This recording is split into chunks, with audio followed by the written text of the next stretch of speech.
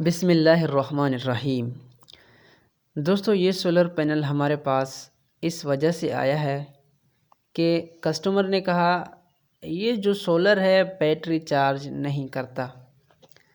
तो जब मैंने इसको चेक किया तो वाकई में इसके जो एम्पेयर हैं वो बिल्कुल कम आ रहे थे और वोल्ट भी, वैसे वोल्ट तो इसके सही थे, ठीक है, इसके एम्पेयर कम आ रहे थे, 3 एम्पेयर आ रहे थे। ज़ाहिर सी बात है जब 3 एम्पेयर आएंगे तो बैटरी चार्ज नहीं होगी, क्योंकि जो 3 एम्पेयर जब हम यहाँ पर चेक करते हैं मल्टीमीटर से तो 3 एम्पेयर शो करता है। जब वो हम इस सोलर को बैटरी पर लगाएंगे तो वो कम से कम 1-1.5 एम्पेयर चार्ज करेगा।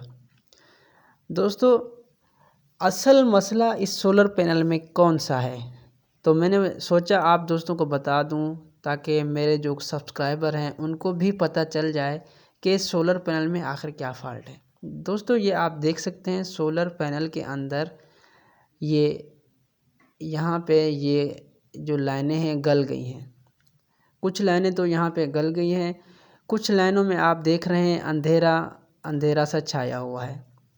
यहाँ पे आप देख सकते हैं काफ़ी जो लाइनें हैं इस सोलर पैनल में उनमें अंधेरा छा गया है, यानी जो लाइनें हैं वो काली पड़ना शुरू हो गई हैं। इस सोलर पैनल के तमाम लाइनों में जो मैंने चेक किया तो वो काली पड़ी हुई थी। ज़ाहिर सी बात है जब लाइनें काली पड़ जाती हैं तो ये अंदर से डैमेज हो जाती हैं, जिसकी वजह से सोलर पैनल अपना काम बिल्कुल सही तरीके से नहीं कर पाता। जी हाँ दोस्तों, ये आप देख सकते हैं लाइनें बिल्कुल काली पड़ी हुई हैं।